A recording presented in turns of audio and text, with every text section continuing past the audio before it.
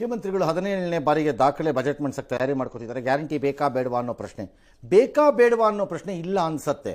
ಬೇಕು, ಯಾವ ರೂಪ ಸ್ವರೂಪದಲ್ಲಿ ಬೇಕು ಪ್ರಶ್ನೆ ಇದ್ದಂಗಿದೆ ಇದು. ನಿಮ್ಗೆ ಹೊಡಿರಿ ಚಪ್ಪಾಳೆ ಹೊಡಿರಿ, ಇದು ನಮ್ಮ ದೇಶ ಅಂತ. ಕೆಲವರು ಪಕ್ಷದೊಳಗಡೆನಲ್ಲಿ ಇದ್ದವರು ಇಲ್ಲದವರಿಗೆಲ್ಲ ಗ್ಯಾರಂಟಿ ಯೋಜನೆಗಳು ಇಲ್ಲದವರಿಗೆ ಅಷ್ಟೇ ಕೊಡೋಣ ಹಾಗೆ ಅಂತ ಅಂದ್ರೆ ನಿಯಮ ಹಾಕಬೇಕು ಅಂತ. ಇದನ್ನ ಅವತ್ತು ಹೇಳಿದಾಗ ಪ್ರಭೂತಿಗಳು see this chief minister was not consulted guarantee ಮೇಲೆ. ದೇವ್ರು ನಿನ್ಗೆ ಒಳ್ಳೇದು ಮಾಡ್ತದ,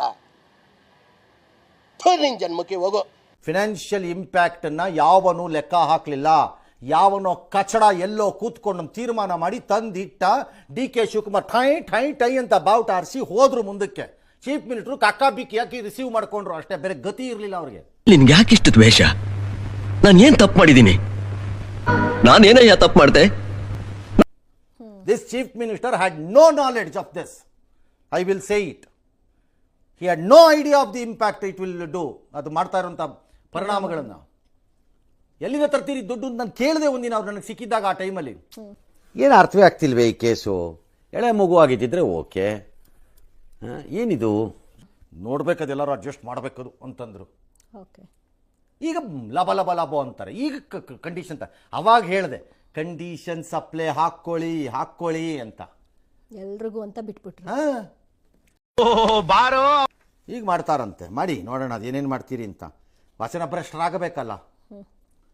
ಅದು ಹಿಂಗಾಗತ್ತೆ ಸರ್. ಅದೇ ಕೊಡ್ತೀನಿ ಎಲ್ಲರಿಗೂ ಒಂದ್ಮೇಲೆ ಕೊಡೋಲ್ಲ, ಆಮೇಲೆ ವಚನ ಭ್ರಷ್ಟ ನೀನು. ಅದೇನದು ವಚನ ಭ್ರಷ್ಟ? ಅಪ್ಪಿ ಇದು ಯಾವ್ದೋ ಫ್ಲಾಶ್ ಬ್ಯಾಕ್ ರೆಬಲ್ ಸ್ಟಾರ್ ಅಂಬರೀಶ್ದು ಹಳೇದು, ಅಕ್ಕಿಲ್ಲ ಬೆಳೆ ಇಲ್ಲ ಚಕ್ರ ಕತೆ ಇದಂಗಿದೆಯಲ್ಲ. ಈಗಾಗಲ್ಲ ಅಂದ್ರೆ ನಿಂಗೆ ತಾಕತ್ತಿಲ್ಲ, ಗತಿ ಇಲ್ಲ, ನಿಂಗೆ ಕಾಸೆ ತಾಕತ್ತಿದ್ದ ಇದಿಲ್ಲ ಅಂತ ಅಂತೀವಿ. ಆರೋಪ ಹೊತ್ಕೊಳ್ಳೋಕ್ಕೂ ರೆಡಿ ಆಗಬೇಕು, ಹೊತ್ಕೋಬೇಕು.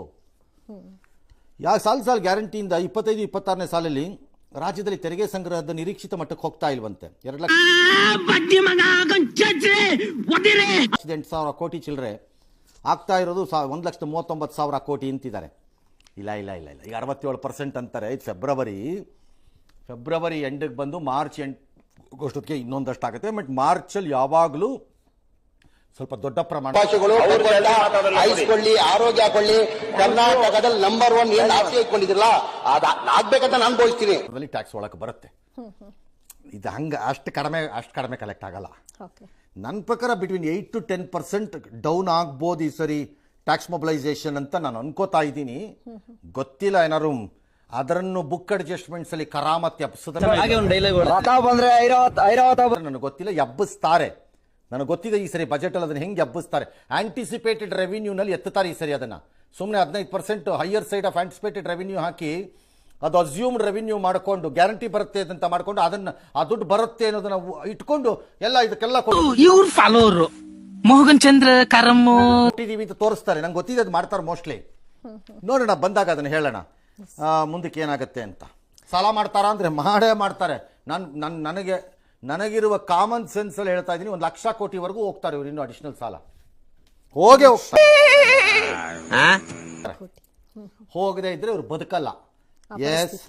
ಇನ್ನು ರಾಜ್ಯದಲ್ಲಿ ಏಪ್ರಿಲ್ನಿಂದ ಮತದಾರರ ಪಟ್ಟಿ ತೀವ್ರ ಪರಿಷ್ಕರಣೆಗೆ ತಯಾರಿ ನಡೆಸಲಾಗ್ತಾ ಇದೆ. ಕರ್ನಾಟಕ ಸೇರಿ ಮತ್ತಷ್ಟು ರಾಜ್ಯಗಳಲ್ಲಿ ಎಸ್ಐಆರ್ಗೆ ಆಯೋಗ ತಯಾರಿ ನಡೆಸಿದ್ದು, ರಾಜ್ಯದಲ್ಲಿ ಈಗಾಗಲೇ 63% ಮ್ಯಾಪಿಂಗ್ ಮುಗಿದಿದೆ. 2002ರಲ್ಲಿ ರಾಜ್ಯದಲ್ಲಿ ಎಸ್ಐಆರ್ ಆಗಿತ್ತು. ಈಗ ಅವಾಗ 3.5 ಚಿಲ್ಲರೆ ಕೊಟ್ಟಿದ್ದಾರೆ ಮತದಾರರು ಅಂತಿದ್ದಾರೆ. ಎಲ್ಲ ಸರಿ. ಈ ಡಿ ಕೆ ಶಿವಕುಮಾರ್ ಬರೆದಿರೋ ಕಾಗದನ ರಾಜ್ಯ ಮುಖ್ಯ ಚುನಾವಣಾಧಿಕಾರಿ ಹಂಗಾರೀಗ ಗಂಭೀರವಾಗಿ ತಗೋಬೇಡಿ, ಬಿಟ್ಬಿಡಿ, ಮಾಡಕ್ ಹೋಗ್ಬೇಡಿ. ನೀವೊಂದು ಮಾಡೋದು, ಅವ್ರು ಏಪ್ರಿಲ್ ಒಂದು ಮಾಡೋದು, ಎರಡು ವ್ಯತ್ಯಾಸ ಬಂದು ಹೆಚ್ಚು ಕಡಿಮೆ ಆಗೋದು ಬೇಡ. ಆಮೇಲೆ ಮನೆ ತೋರ್ಸ್ ನೋಡಿಯಾ, ನಾನೇ ಮನೆ ಕಳ್ದೋಗೈತಿ ಅಂತ ಮನೆ ಹುಡುಕ್ತಾ ಇದ್ದೀನಿ. ಗಲಾಟೆ. ಅಲ್ಟಿಮೇಟ್ಲಿ SIR ಆಗಬೇಕಾಗಿರೋದ್ರಿಂದ ನೀವು ಸುಮ್ಮನೆ ಮಾಡಿ, ನೀವು ಕಾಸು ಖರ್ಚು ಮಾಡಬೇಡಿ ಇಲ್ಲಿ ರಾಜ್ಯದಲ್ಲಿ. ಈಗ ಟೈಮು ವೇಸ್ಟ್, ಖರ್ಚು ಅಂತ ನಮ್ಮ ಅಭಿಪ್ರಾಯ. ನಾವು ಮಾಡ್ತೀವಿಪ್ಪ, ಮಾಡಿ, ನಮ್ಗೇನು ಹೋಗ್ಬೇಕು. ಶಾಲೆಗಳ ತರ ಗೊತ್ತಿರೇನಪ್ಪ ನೀವು. ಉತ್ತರ ಪ್ರದೇಶದಲ್ಲಿ RSS ಮುಖ್ಯಸ್ಥರು ಪ್ರಯಾಣ ಮಾಡ್ತಿದ್ದಿದ್ದು ಟ್ರೈನ್ ಮೋಹನ್ ಭಾಗವತ್ ಅವರು ಒಂದೇ ಭಾರತಕ್ಕೆ ಕಲ್ಲು ತೂರಿದ್ದಾರೆ. ಗಾಜು ಹೊಡೆದೋಯ್ತಂತೆ ಫ್ರಂಟಲ್ಲಿ. ಅವ್ರಿಗೇನು ಆಗಿಲ್ಲ. ಆಮೇಲೆ ಅವ್ರ ಪಾಡ್ಗೆ ಅವ್ರ ಮೀರತ್ಗೆ ಹೋಗಿದ್ದಾರೆ. ಯಾರೋ ಮಕ್ಕಳು ಹೊಡೆದ ಗೊತ್ತಿಲ್ಲ. ಇದು ಸಿ ಕಾಣ್ಸೆ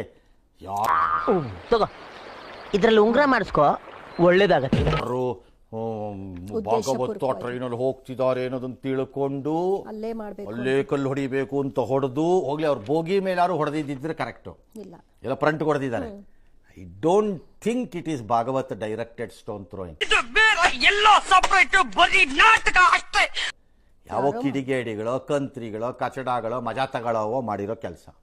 ರೀಲ್ಸ್ಗೂ ಮಾಡಿರ್ಬೋದು, ನೋಡಿ ಬೇಕಾದ್ರೆ ಯಾವ್ದಾದ್ರು ಬಂದ್ಗಿಂದ ಅಥವಾ ಆಮೇಲೆ ಹೇಳಕ್ ಬರಲ್ಲ. ಇನ್ನು ಅಮೆರಿಕ ನೇತೃತ್ವದ ಜಾಗತಿಕ ಮೈತ್ರಿಕೂಟವಾದ ಫ್ಯಾಕ್ಸ್ ಸಿಲಿಕಾಗೆ ಭಾರತ ಸೇರ್ಪಡೆಯಾಗಿದೆ. 11ನೇ ರಾಷ್ಟ್ರವಾಗಿ ಸಹಿಯನ್ನ ಹಾಕಿದೆ. ಫ್ಯಾಕ್ಸ್ ಸಿಲಿಕಾ ಎಂಬುದು 2025 ಡಿಸೆಂಬರ್ನಲ್ಲಿ ಅಮೆರಿಕ ಪ್ರಾರಂಭಿಸಲಾದಂತಹ ಒಂದು ಕಾರ್ಯತಂತ್ರದ ಮೈತ್ರಿಕೂಟ. ಎಐ ಮತ್ತು ಸೆಮಿಕಂಡಕ್ಟರ್ಗಳ ಸರಬರಾಜು ಸರಪಳಿಯನ್ನು ಸುರಕ್ಷಿತವಾಗಿ ನಂಬಿಕಾರ್ಹ ರಾಷ್ಟ್ರಗಳ ನಡುವೆ ರಕ್ಷಿಸುವುದು ಮತ್ತು ಚೀನಾ ಸೇರಿದಂತೆ ಅನ್ಯ ರಾಷ್ಟ್ರಗಳ ಮೇಲಿನ ಅವಲಂಬನೆಯನ್ನು ಕಡಿಮೆ ಮಾಡುವುದು ಇದರ ಮೂಲ ಉದ್ದೇಶ. ಇದು ರೇರ್ ಅರ್ತ್ ಮೆಟೀರಿಯಲ್ಸ್ ಏನಿದೆ ಅವುಗಳನ್ನ ಎಲ್ಲೆಲ್ಲೇ ಸಿಕ್ಕತ್ತೆ ಅದನ್ನು ತಗೊಂಡು ಸಂಸ್ಕರಿಸೋದು. ಭಾಳ ಜನ ಮಾತಾಡ್ತಿರೋವಾಗ ರೇರ್ ಅರ್ತ್ ಭಾಳ ಇದೆಯಂತೆ ಅವ್ರ ಹತ್ರ ಇದು ನಿಕ್ಷೇಪ ಅದರದ್ದು, ಅವ್ನಿಗೆ ಅಷ್ಟಿದೆಯಂತೆ, ಅವ್ನಿಗೆ ಇಷ್ಟಿದೆಯಂತೆ. ಉಪ್ಪಿನಕಾಯಿ ನೆಕ್ಕಳಿ ಎಲ್ಲರೂ ಅದನ್ನು. ನಿಮ್ಮ ಹತ್ರ ಎಷ್ಟು ನಿಕ್ಷೇಪ ಇದೆ ಅನ್ನೋದು ಇಂಪಾರ್ಟೆಂಟ್ ಅಲ್ಲ, ನಿಮ್ಮ ದೇಶಕ್ಕೆ ಆ ರೇರ್ ಅರ್ಥಗಳನ್ನ ಎಷ್ಟು ಸಂಸ್ಕರಿಸ ಮತ್ತೆ ಶುರು ಮಾಡಿದ್ರಯ್ಯ ತಾಕತ್ತಿದೆ ಅನ್ನೋದು ಇಂಪಾರ್ಟೆಂಟ್. ನಿಕ್ಷೇಪ ಇದ್ಬಿಟ್ರೆ ಉಪ್ಪಿನಕಾಯಿ ಹಾಕೊಂಡು ನೆಕ್ಬೇಕಷ್ಟೇ. ಅದ್ರ ಸಂಸ್ಕರಿಸೋದಕ್ಕೆ ಇರೋದು ಸಮಸ್ಯೆ. ಅದನ್ನ ಸರಿಪಡಿಸ್ಕೊಳ್ಳಕ್ಕೆ ಚೀನಾ 90 ನೀನ್ ಬೇರೆ ತರ್ತೀಯ, ಒಂದು ಒಳ್ಳೆ ವಾಸನೆ ತಗೊಂಡ್ ಬಾ. ಏನು